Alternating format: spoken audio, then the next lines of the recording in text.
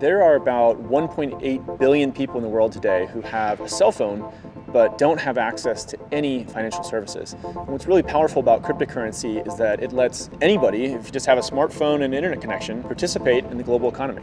I think a lot of us in the United States sort of take this idea for granted that if someone gives us money, it'll be in our bank account and it's not going to disappear or be taken away from us. And that's really a luxury that many people in the world don't have at all. And today only about 40 million people in the world have cryptocurrency.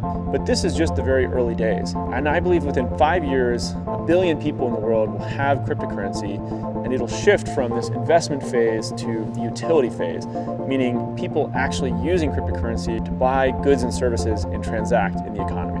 Cryptocurrency is going to be a great democratizing force for the world because it's going to level the playing field. I believe that access to financial services is a basic human right.